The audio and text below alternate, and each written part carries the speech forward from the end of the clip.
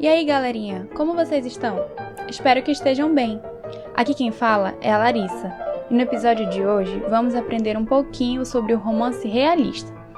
Eu e a Rebeca vamos abordar um pouco sobre as características desse romance, como ele surgiu, os principais autores tanto no Brasil como em outros países do mundo, algumas obras dessa categoria e muito mais. Estão prontos? Vamos lá!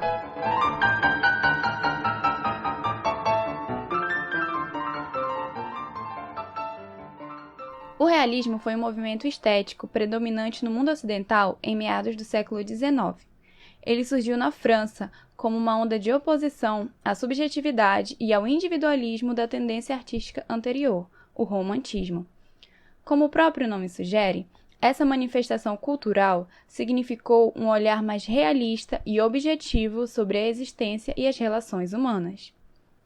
Dois fatos históricos foram fundamentais para a criação e crescimento do movimento realista nas artes: a Revolução Francesa e a Revolução Industrial. A influência desses marcos ocorreu, pois, como consequência de ambos, surgiu o crescimento do poder da burguesia na sociedade. Com isso, as cidades passaram a ter cada vez mais pessoas que migraram do campo em busca de melhores condições de vida por meio do trabalho nas fábricas e comércios. A vertente se manifestou principalmente na literatura, sendo seu marco inicial o romance realista Madame Bovary, de Gustave Flaubert, publicado em 1857 na França. A obra teve destaque na época e foi considerada um ícone da literatura francesa. O autor inovou na narrativa ao expor um casamento infeliz, questionando a idealização romântica e trazendo assuntos polêmicos, como o adultério. Além dessa obra, tivemos também outras obras e outros escritores que se destacaram nesse movimento, como, por exemplo, na França ainda, a obra A Comédia Humana, do autor Balzac, e O Vermelho e o Negro, de Stendhal.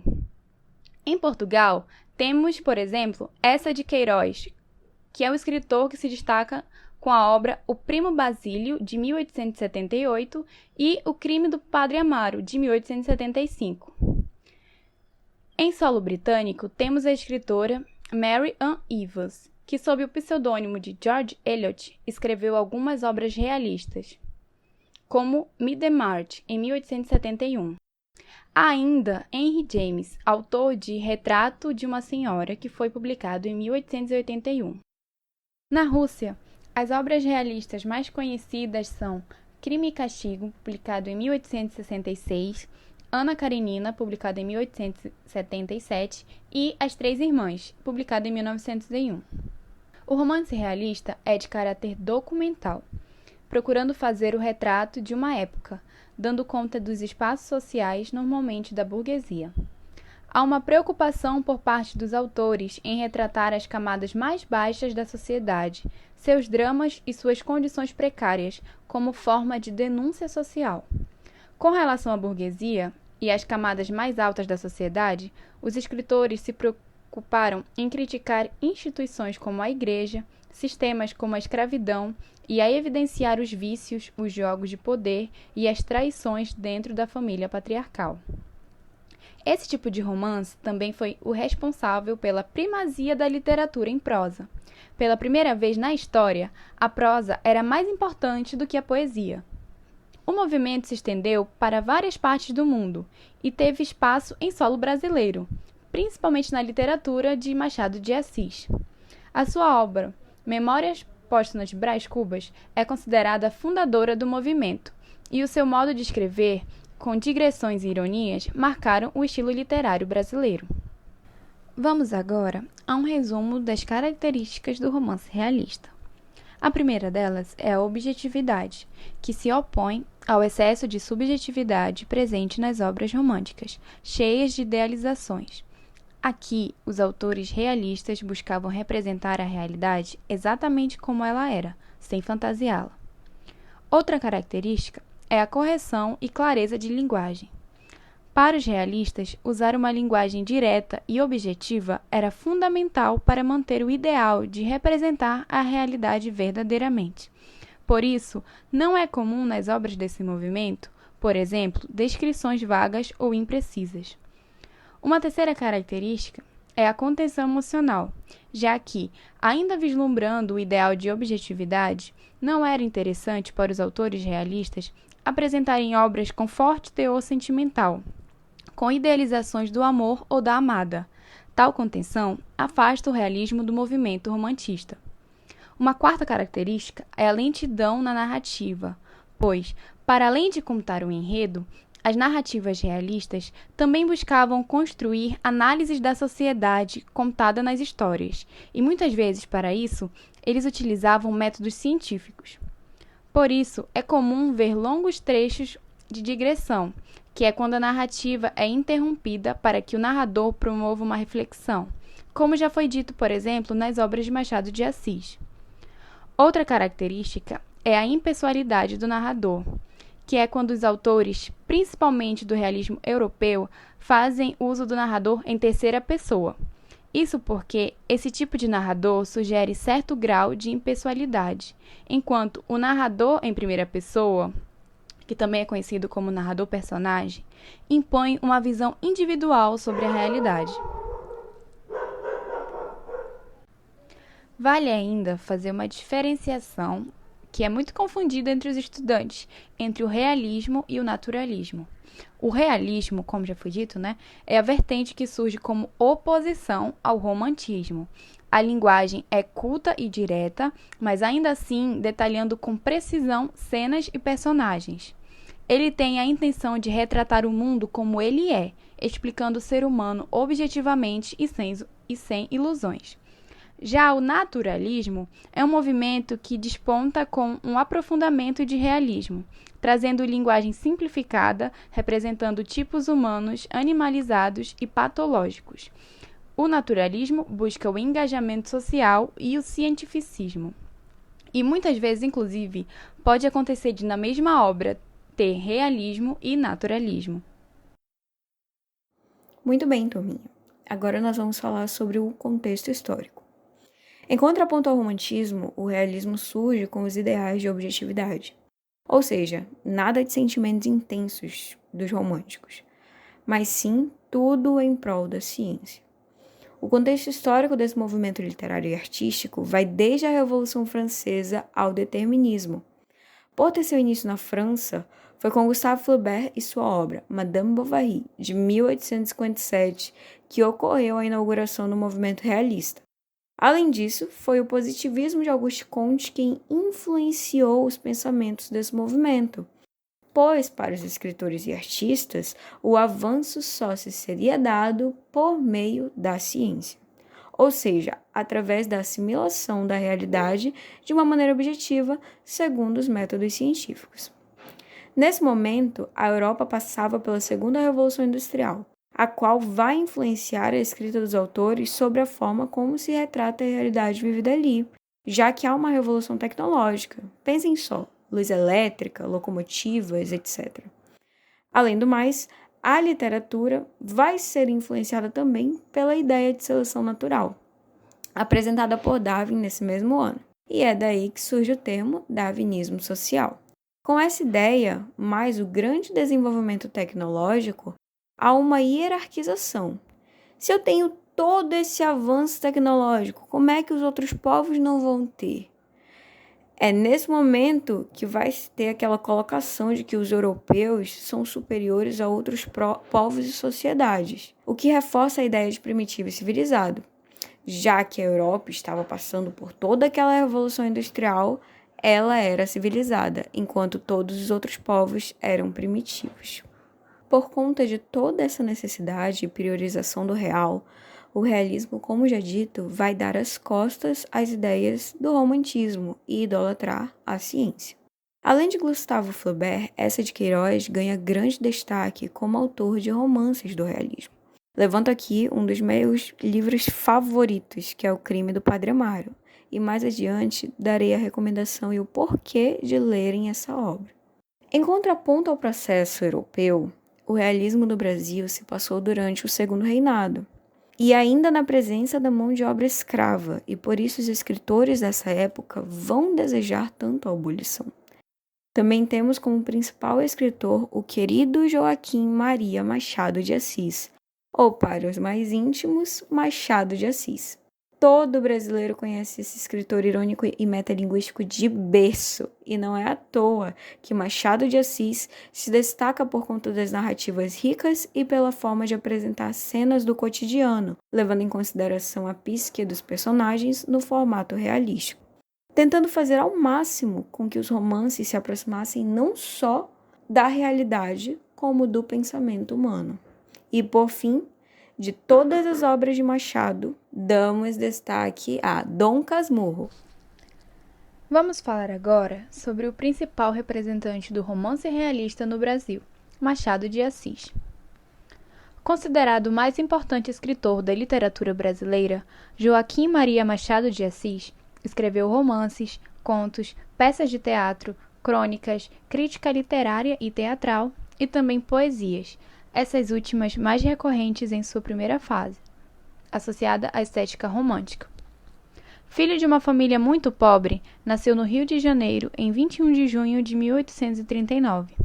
Mulato e vítima de preconceito, perdeu sua mãe na infância e foi criado pela madrasta. Superou todas as dificuldades da época e tornou-se um grande escritor. Na infância, estudou numa escola pública durante o primário e aprendeu francês e latim. Trabalhou como aprendiz de tipógrafo, foi revisor e funcionário público. Publicou seu primeiro poema, intitulado Ela, na revista Marmota Fluminense. Trabalhou como colaborador de algumas revistas e jornais do Rio de Janeiro e foi um dos fundadores da Academia Brasileira de Letras e o seu primeiro presidente. Nós podemos dividir as obras de Machado de Assis em duas fases. A primeira é a fase romântica, que pertenceu ao movimento romantismo, onde os personagens de suas obras possuem características românticas, sendo o amor e os relacionamentos amorosos os principais temas de seus livros. Desta fase, podemos destacar as seguintes obras: Ressurreição, publicada em 1872, seu primeiro livro; A Mão e a Luva, de 1874, Helena, de 1876 e Yaya Garcia, de 1878. Na segunda fase, a do realismo, Machado de Assis abre espaços para as questões psicológicas dos personagens. É a fase em que o autor retrata muito bem as características do realismo literário. Machado de Assis faz uma análise profunda e realista do ser humano, destacando suas vontades, necessidades, defeitos e qualidades. Nesta fase, destacam-se as seguintes obras: Memórias Póstumas de Brás Cubas, publicado em 1881, Quincas Borbas, de 1892, Dom Casmurro, de 1899 e Memorial de Aires, de 1908. Foi a partir do final dos anos de 1870 que Machado de Assis passou a escrever a prosa realista, que lhe rendeu seu lugar de excelência. Suas obras retratam, sobretudo, cenas cotidianas da capital carioca, em linguagem simples e ao mesmo tempo elaborada, cujo requinte principal é instigar a reflexão, usando um vocabulário direto e acessível. Muitas vezes, lançando mão do recurso da ironia sutil, as ficções realistas de Machado de Assis revelam os estigmas da sociedade brasileira, escravocrata, autoritária e envolta no ranço do colonialismo. Os enredos de seus romances e contos são banais, cenas costumeiras da vida carioca da época. A genialidade de Machado não reside no que é contado, mas no modo como se conta. Uma de suas principais características é o domínio do foco narrativo, bem exemplificado no aclamado romance Dom Casmurro, de 1899. Escrito em primeira pessoa, o leitor acompanha a apresentação do real pelas palavras do narrador-personagem Bentinho, que relata situações a partir de sua percepção. E aí vocês vão saber mais um pouquinho daqui a pouco com a nossa resenha. Normalmente, o narrador das obras de Machado de Assis também costuma dirigir-se ao leitor, como é o caso de Dom Casmurro, Memórias Póstumas de Brás Cubas e diversos outros contos, como Cantiga de Esponsais, do livro de história Sem Data, de 1884. Esse recurso aproxima o leitor da narrativa, como se fosse um diálogo, uma história que se conta durante uma conversa. Machado de Assis morreu de câncer em sua cidade natal no ano de 1908. Com certeza, vocês já devem ter escutado ou visto nas redes sociais sobre o casal Capitu e Bentinho. E já começamos com aquela dúvida, turminha. Afinal, traiu ou não traiu? Bom, esse queridíssimo casal veio do romance Dom Casmurro, escrita por Machado de Assis, e que, apesar de ter sido publicada em 1899, a obra ainda prende a atenção dos leitores do século XXI. Narrada por Bento Santiago, o Bentinho, a história tem como principal problemática o possível triângulo amoroso vivido por Bentinho, Capitu e Escobar. Mas o enfoque de Bentinho seria justamente na suposta traição cometida por Capitu. Mas antes de tudo, vamos do início. Você deve estar se perguntando, por que Dom Casmurro, prof? Simples, o nome foi dado ao nosso narrador por um poeta, visto que Bentinho dormiu enquanto ele recitava algumas poesias. Já que não foi uma reação positiva, ganhou o apelido. Após essa explicação, o narrador nos conta sobre sua infância vivida na rua Mata Cavalos, num casarão junto à sua família. Sua amizade com Capitolina, Capitu, vem desde os 15 anos. Ela, por sua vez, tinha 14 e era muito firme. Isso gerou incômodo no agregado José Dias, já que ele não gostava muito do pai de Capitu. E isso leva a questionar a mãe de Bentinho, Dona Glória, sobre a promessa que ela fez quando o menino ainda era uma criança, e de que ele deveria ir para um seminário. Bentinho então fica com raiva de José Dias, cheio de cólera, e conta tudo para Capitu o que aconteceu. Eles começam a traçar vários planos para impedir a ida dele, mas todos sem sucesso. Bento é enviado ao seminário, mas promete à moça que um dia voltaria e que casaria com ela. No seminário, Bentinho conhece Ezequiel de Souza Escobar e logo ficam grandes amigos. Ao saber do amor de Bento por Capitolina, Escobar pensa em um plano para ajudar o amigo a sair do seminário. Mas é graças a Dona Glória que Bentinho consegue sair dali. Após isso, Bento se forma em direito e se casa com Capitu. E Escobar se casa com uma velha amiga de Capitu, a Sancha. Fim, felizes para sempre. Ou não? Espera aí, prof. A gente não tá no romantismo. Nós estamos no realismo. E o escritor desse conto, nosso querido Machadão, ele é adepto do realismo. Então, a história não vai se desenrolar como os contos da Disney, não é mesmo? Óbvio que não. Seguindo a história, após o casamento, Bentinho e Capitu têm dificuldades em ter filhos. E esse era um dos grandes sonhos do rapaz. Já seus amigos, por outro lado, têm uma garotinha a qual recebe o nome de Capitolina em homenagem a Capitu. É só depois de anos e anos, turminha, que o casal principal consegue ter um filho, o qual batizam de Ezequiel, em homenagem a Escobar e a Sancha. Infelizmente, mais adiante, Escobar morre afogado, e é durante o velório que Bentinho começa a desconfiar de uma possível traição, pois a reação de Capitu durante o evento foi um tanto quanto estranha. A partir daí, Bento não teve mais um dia de paz. Foi ciúmes atrás de ciúmes. Tudo que não via antes parecia visível até demais agora. Certeza que se fosse escrito nos dias atuais, ele usaria a hashtag Fé nos Malucos no Twitter. Chegamos então a mais um problema apontado pelo narrador: a semelhança de Ezequiel para com Escobar. Bentinho começa a ficar possesso de ciúmes e decide se matar. Entretanto, quando estava prestes a tomar o veneno, Ezequiel entra em seu escritório e Bento cogita matá-lo, mas desiste no último instante. Afirma então para o garoto que não é seu pai, e tal afirmativa magoou Capitu, que escutava os dizeres do marido com grande dor. Desde então, foi briga atrás de briga. Em dado momento, ele decide conversar e expor o que pensava Capitu, mas ela nega a traição. Eles resolvem então se separar. Todavia, para manter as aparências, ele viaja com Capitu e Ezequiel para a Europa, deixa-os lá e volta para o Brasil.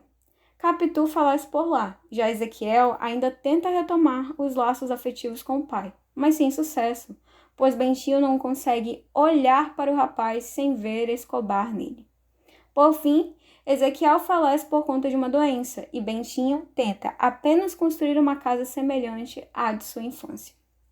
Eita historinha, hein, turminha? Mas aí fiquem aberto. Capitu traiu ou não Bentinho?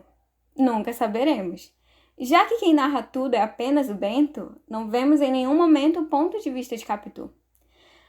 Mas vai ver que no final, o Machado de Assis realmente queria deixar todos os leitores com essa dúvida, né? Para ficar mais interessante o romance. Bom, para finalizar, temos os seguintes personagens então. Bentinho, Capitu e Escobar, os que vivem o triângulo amoroso. Sancha, Ezequiel, Capitolina, a filha de Escobar e Sancha. José Dias, Dona Glória, Tio Cosme, Prima Justina, Pádua e Dona Fortuna, que são pais de Capitu. Agora nós iremos dar algumas diquinhas, algumas recomendações de alguns livros deste momento do realismo, para que vocês possam saborear um pouquinho mais sobre esse movimento literário. Então, agora que nós já trouxemos para vocês um pouquinho sobre o romance realista, vamos indicar algumas obras super interessantes para que vocês adentrem ainda mais no mundinho do realismo. E também outros tipos de romances para que vocês venham se deliciar. O primeiro deles é o clássico romance mundial que abriu portas para o realismo, o chamado Madame Bovary, do escritor Gustave Flaubert. E ele foi publicado em 1857 e, como eu já falei, é considerado o marco do realismo. É uma obra polêmica que apresenta uma crítica aos hábitos da burguesia através de uma personagem totalmente dona de si, que não se conforma com a sua vida entediante. A obra Madame Bovary é dividida em 3 partes. Cada uma delas conta com algumas divisões numéricas, como uma espécie de capítulos sem títulos. O livro, que interrompe o romantismo e dá origem de fato ao realismo, tem entre suas principais características o uso de descrições minuciosas e racionais sobre os personagens e situações. Vamos agora ao enredo em si, né? A história do romance gira em torno da protagonista, Emma Bovary, uma jovem criada no campo e educada em um convento. Ela é leitora ávida e com grandes sonhos burgueses, e vive a imaginar uma vida mais apaixonada e agitada do que a sua. Então, para sair do campo, ela se casa com um médico interiorano sem nenhuma ambição. Porém, pouco tempo depois do casamento, ela percebe que a vida de casada não era tão encantadora quanto que ela lia nos livros, né? E nem mesmo o nascimento de sua filha a deixava menos frustrada com a escolha que ela fez. E a cada dia ela ficava mais angustiada. Por isso, ela encontrou no adultério a liberdade e a excentricidade que ela tanto buscava. Sendo assim, Madame Bovary passa a se envolver secretamente com outros homens. E aí, em um determinado ponto da história, ela se sente decepcionada com um desses seus amantes e, além de estar abarrotada, né, em dívidas que foram geradas das suas infidelidades. E aí ela tá desesperada e chega um ponto da história que acontece uma coisa assim muito chocante, que vocês só vão descobrir quando vocês lerem a obra, né? Então essa é a primeira obra recomendada para vocês, Madame Bovary. A segunda obra recomendada para vocês é de 1875, do queridíssimo Eça de Queiroz, nada mais nada menos que O Crime do Padre Amaro. Um romance do realismo que conta a história de Amaro, um jovem que, apesar de temer a Deus, não queria seguir a vida no clero que impuseram a ele. Após a morte de José Miguel, Amaro, já como pároco, vai para a cidade de Leiria o substituir. Ele é recebido como hóspede na casa de Dona Joaneira e logo se atrai pela filha dela, Amélia. Amaro logo causa um incômodo no noivo de Amélia, João Eduardo, pois ele e a moça começam a ter trocas de olhares, o que mostra que ambos sentiam algo mútuo um pelo outro. Mas e aí? Fica aquelas perguntinhas, né? Afinal, prof, Amaro fica ou não com a Amélia? Não sei, tem que ler o livro. E que crime ele cometeu, prof? Não sei, vai ler o livro. Mas e como ficou João Eduardo? Não sei, vai ler o livro.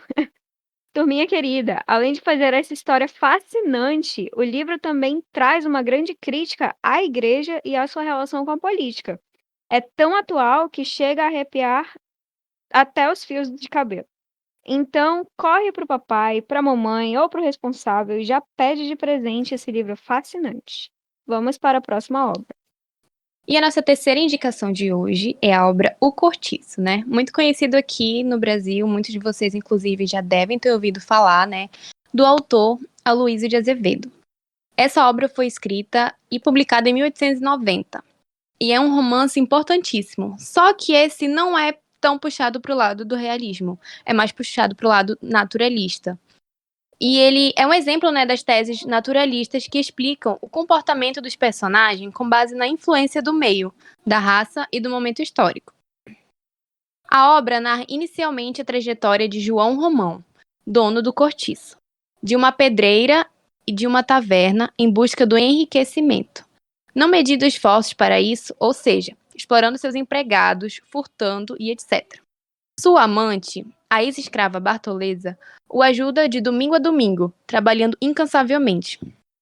E aí entra na história também Miranda, que é um comerciante bem estabelecido que desperta a inveja de João Romão, que passa a trabalhar e explorar seus empregados cada vez mais, para se tornar ainda mais rico do que Miranda.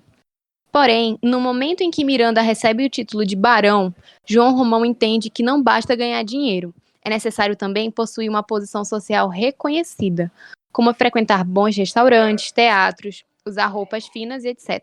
Então ele começa a fazer esse tipo de coisa, e até receber também o mesmo título de Miranda. E a partir daí, João Romão se equipara a Miranda, né? E começa a imitar suas conquistas, reforma o cortiço, a taverna, etc. E ele começa a ostentar, né? Agora ele é meio que aristocrático ali. E aí ele também se aproxima da família de Miranda e pede a mão da filha dele, Zulmira, em casamento, visando ainda ascender mais. No entanto, tem um empecilho para João Romão, né? Que é a Bartoleza, vocês lembram? A Bertoleza, aliás. Que quando percebe a intenção de João Romão em se livrar dela, ela exige parte dos bens que ele acumulou enquanto ela estava ao seu lado.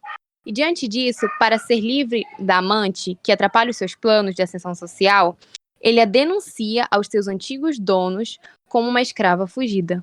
E assim, num gesto desesperado, prestes a ser capturada, a Bertoleza faz algumas coisas que vocês também só vão descobrir no momento que vocês lerem o livro, né?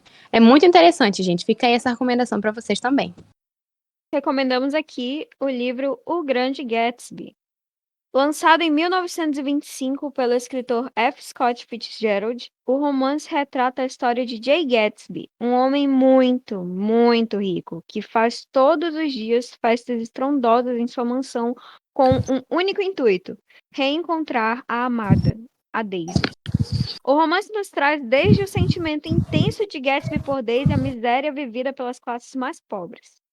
Gatsby encontra Daisy, você só vai saber se você ler. Daisy ainda se lembra de Gatsby? Você também só vai saber se ler. Prof, vi que tem filme. Posso ver só o filme? Não. Veja o filme e leia o livro, porque o livro ele vai trazer detalhes e cenas que não são mostradas no filme.